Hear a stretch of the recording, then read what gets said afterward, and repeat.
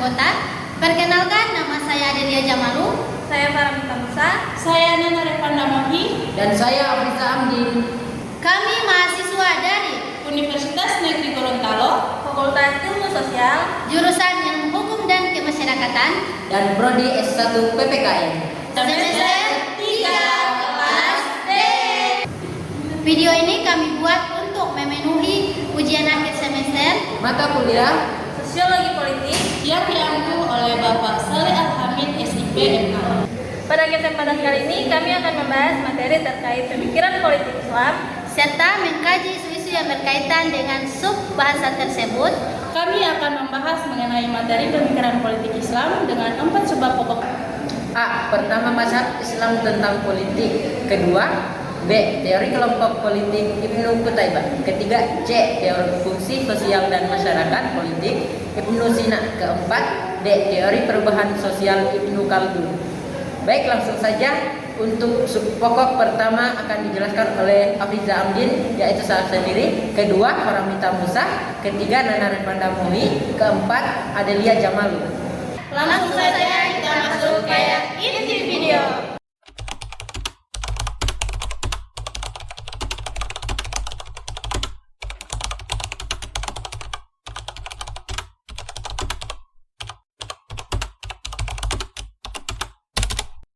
Yang pertama, A. Mazhab Islam tentang politik. Mazhab politik Islam berangkat dari dua sumber utama, yaitu Al-Quran dan praktik politik Nabi Muhammad SAW.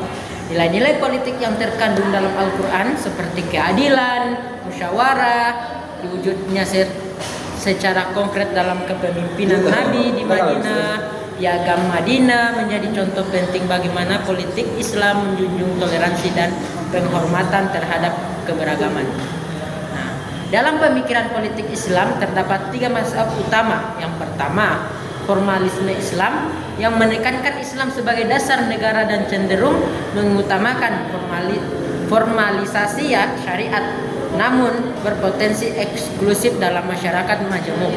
Kedua, substansionalisme Islam yang menekankan penerapan nilai-nilai Islam seperti keadilan, kejujuran, musyawarah, toleransi tanpa harus membentuk negara Islam secara formal. Dan yang ketiga, sekularisme Islam yang memisahkan agama dari negara, tetapi nilai kontroversial karena berpotensi menghilangkan nilai etika agama dalam politik.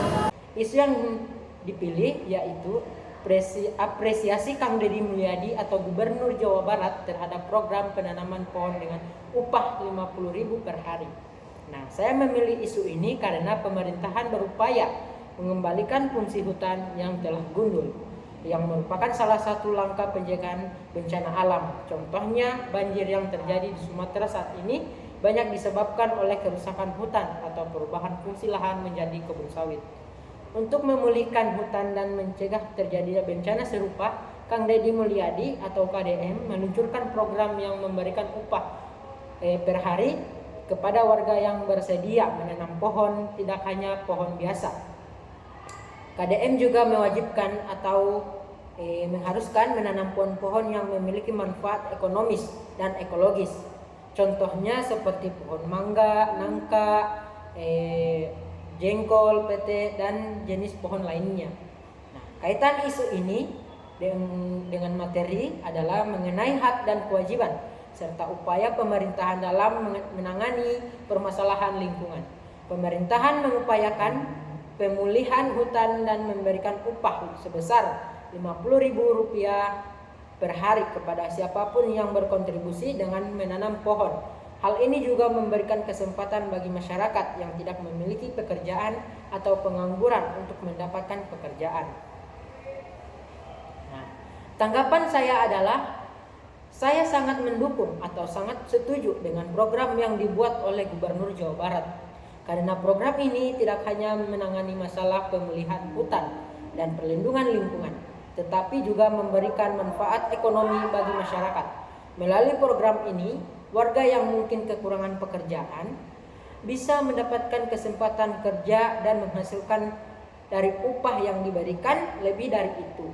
Selain menanam pohon itu atau menanam pohon untuk pemulihan ekosistem, warga juga bisa menanam tanaman yang memiliki nilai jual seperti nangka, jengkol, mangga, pete atau buah-buahan lainnya, sehingga nantinya tanaman tersebut bisa menjadi sumber pendapatan tambahan bagi mereka setelah tumbuh dan menghasilkan. Kedua, teori kelompok politik Ibnu Qutaibah. Pemikiran Ibnu Qutaibah berangkat dari pandangan bahwa masyarakat tersusun atas kelompok-kelompok sosial yang saling bergantung. Mengikuti gagasan Al-Firdausi, stabilitas negara hanya dapat tercapai jika setiap kelompok menjalankan perannya secara profesional. Ibnu Qutaibah membagi masyarakat ke dalam 4 golongan utama. Pertama, ulama sebagai penjaga agama, tentara sebagai pelindung negara, penulis sebagai penghias kerajaan, dan petani sebagai penopang kesejahteraan. Ia menekankan pentingnya keberpihakan pada petani karena kesejahteraan negara sangat bergantung pada sektor pertanian. Dari pemikiran ini lahir konsep lingkaran kekuasaan atau patrimonialisme agraris yang menegaskan bahwa kekuasaan, rakyat, kekayaan, dan pertanian saling berkaitan erat. Saya akan membahas isu yang berkaitan dengan subpokok materi yang sudah saya jelaskan tadi, yaitu isu terkait Sekretaris Jenderal Liga Muslim Dunia nilai Prabowo Subianto memiliki peran yang kuat di dunia Islam. Isu tersebut membahas tanggapan Sekjen terhadap pengaruh dan peran Indonesia di dunia Islam di bawah kepemimpinan Prabowo Subianto, serta bagaimana pengaruh politiknya untuk mendorong perdamaian dan keadilan sekaligus menjaga nilai toleransi di dalam negeri. Isu tersebut berkaitan dengan materi teori kelompok politik Ibnu Qutaibah yang terletak pada peran pemimpin sebagai penguat legitimasi dan pengaruh politik. Ibnu Qutaibah menekankan bahwa kekuasaan akan kuat jika didukung pengakuan moral dan dukungan kelompok masyarakat. Dalam isu tersebut, Prabowo dinilai berpengaruh di dunia Islam karena mampu mewakili kepentingan dan nilai umat Islam secara luas, sehingga mendapat legitimasi dan dukungan dari kelompok Muslim internasional. Tanggapan saya terkait isu tersebut yaitu bahwa pengaruh Prabowo di dunia Islam merupakan hal positif jika dimanfaatkan untuk memperkuat perdamaian dan persatuan umat. Namun pengaruh tersebut perlu dibuktikan dengan tindakan nyata agar tidak hanya sebatas pengakuan tetapi benar-benar memberi manfaat. Selain itu, sikap moderat dan adil harus tetap dijaga agar kepercayaan dunia Islam terus berkelanjutan. Ketiga, ada teori fungsi sosial dan masyarakat politik Ibnu Sina.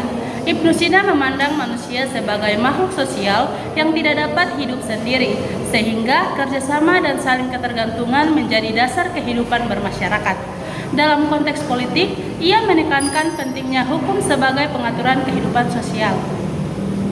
Menurut Ibnu Sina, hukum akan ditaati apabila dibuat oleh pihak yang memiliki legitimasi tinggi dan dianggap unggul. Oleh karena itu, hukum yang bersumber dari Tuhan memiliki kekuatan moral yang besar. Namun, ia juga mengingatkan bahwa hukum agama harus disampaikan secara sederhana agar mudah dipahami dan tidak menimbulkan konflik sosial. Saya akan membahas isu yang berkaitan dengan subpokok yang sudah saya jelaskan tadi, yaitu teori fungsi sosial dan masyarakat politik Ibnu Sina. Adapun isu yang saya ambil tentang MUI tetapkan fatwa untuk pajak yang berkeadilan. Permasalahan dalam isu ini yaitu fatwa MUI tentang pajak yang berkeadilan terletak pada masih adanya kesenjangan antara prinsip keadilan dan praktik kebijakan pajak di lapangan. Pajak kerap dirasakan membebani masyarakat kecil, terutama ketika dikenakan pada kebutuhan primer, sehingga menimbulkan rasa ketidakadilan sosial. Di sisi lain, pengelolaan pajak yang dinilai kurang transparan melemahkan kepercayaan publik, karena manfaat pajak tidak selalu dirasakan langsung oleh masyarakat. Kondisi ini memunculkan ketegangan antara tuntunan moral keagamaan yang menekankan keadilan dan kemaslahatan dengan kebijakan fiskal negara yang berorientasi pada kebutuhan pembiayaan.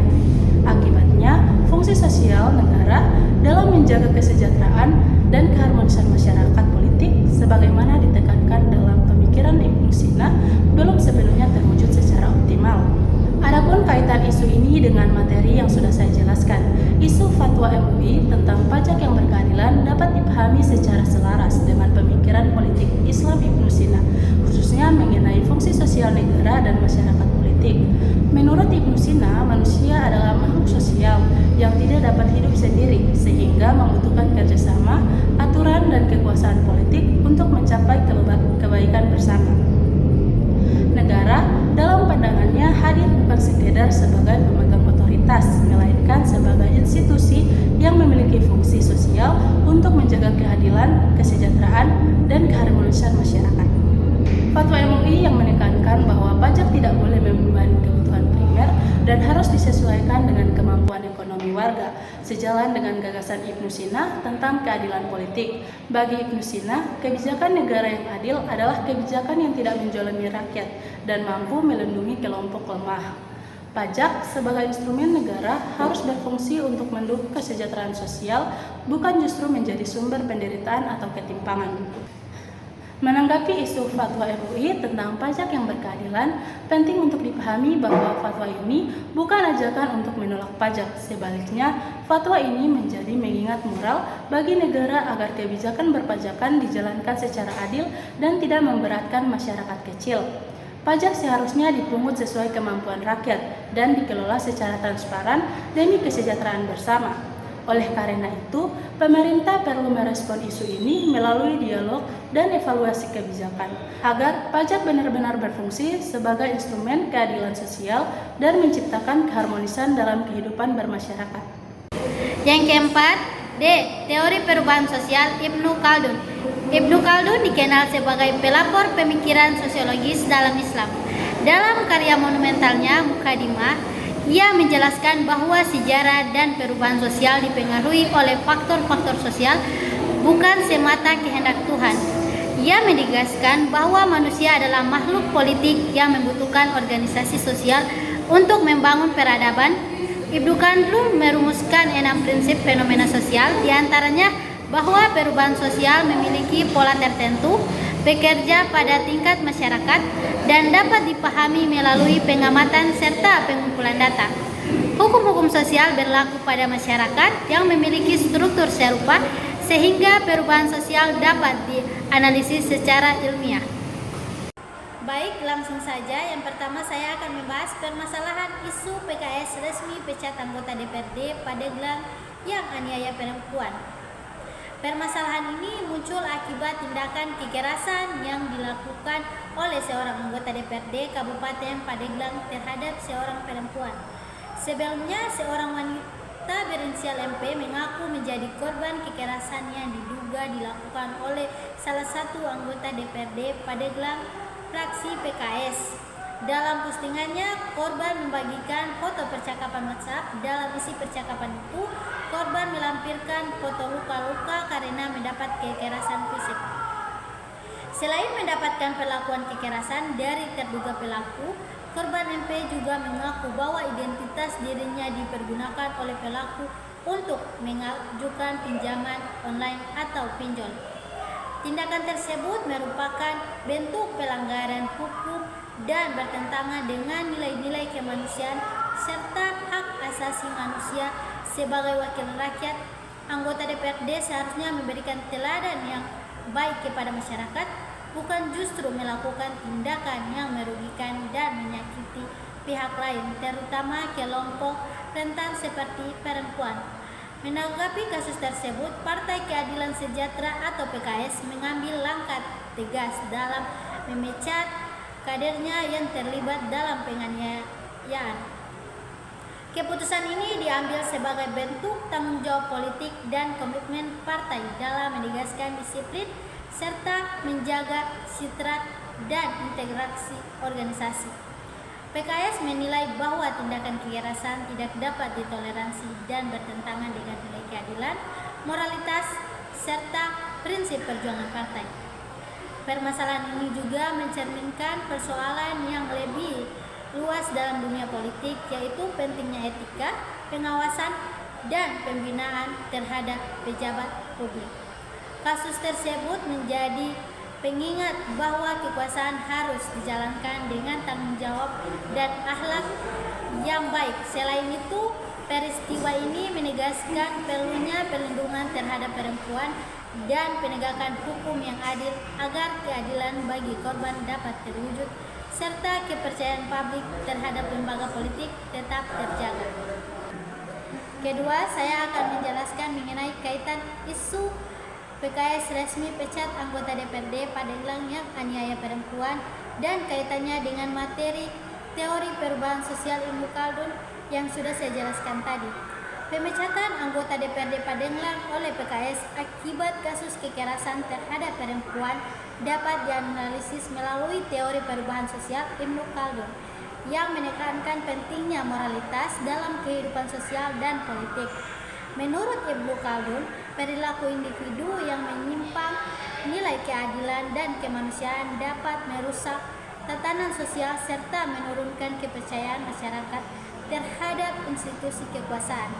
Kekerasan yang dilakukan oleh pejabat publik mencerminkan kemerosotan akhlak yang apabila dibiarkan berpotensi membawa institusi politik pada kemunduran sosial. Dalam pandangan Ibnu Khaldun, keberlangsungan suatu kelompok sangat ditentukan oleh kekuatan solidaritas sosial atau asabiyah dan kepemimpinan yang bermoral. Oleh karena itu, keputusan PKS untuk memecat kadernya dapat dipahami sebagai bentuk koreksi sosial guna menjaga solidaritas internal dan mempertahankan nilai keadilan. Tindakan ini juga menunjukkan proses perubahan sosial yang adaptif, di mana institusi politik menyesuaikan diri dengan tuntutan masyarakat akan perlindungan terhadap perempuan dan penegakan hukum yang adil demi menjaga stabilitas dan keberlanjutan institusi sosial. Ketiga, tanggapan saya menurut isu PKS resmi pecat anggota DPRD Pandeglang yang aniaya perempuan. Menurut saya, pemberhentian Rifki Rafsanji sebagai anggota DPRD Pandeglang dari fraksi PKS merupakan langkah yang tepat sebagai bentuk tanggung jawab politik dan moral partai. Dugaan keterlibatan dalam kasus kekerasan terhadap perempuan ditambah dengan penyalahgunaan identitas korban untuk pinjaman online menunjukkan adanya pelanggaran serius terhadap etika dan nilai kemanusiaan yang seharusnya dijunjung tinggi oleh seorang pejabat publik. Menurut saya, sebagai wakil rakyat, anggota DPRD tidak hanya dituntut menjalankan tugas legislatif, tetapi juga menjaga sikap dan perilaku dalam kehidupan pribadi. Tindakan kekerasan dalam hubungan asmara tetap merupakan pelanggaran hukum dan moral yang tidak dapat dibenarkan dengan alasan apapun. Oleh karena itu, keputusan PKS merupakan pergantian antar waktu atau PAW dapat dipandang sebagai upaya menjaga integritas lembaga legislatif dan kepercayaan masyarakat. Menurut saya, kasus ini menjadi pengingat pentingnya perlindungan terhadap perempuan serta perlunya penegakan hukum yang adil bagi korban. Aparat penegakan hukum diharapkan dapat mengusut kasus ini secara transparan agar korban memperoleh keadilan. Selain itu, partai politik perlu lebih tegas dalam pembinaan kader agar kekuasaan tidak disalahgunakan dan tidak mencederai nilai-nilai keadilan dan kemanusiaan. Demikian pemaparan materi yang dapat kami sampaikan mengenai pemikiran politik Islam serta isu-isu yang berkaitan dengan materi pemikiran politik Islam. Semoga video ini dapat menambah pemahaman dan wawasan kita semua. Akhir kata, kami mohon maaf apabila terdapat kesalahan dalam penyampaian. Wassalamualaikum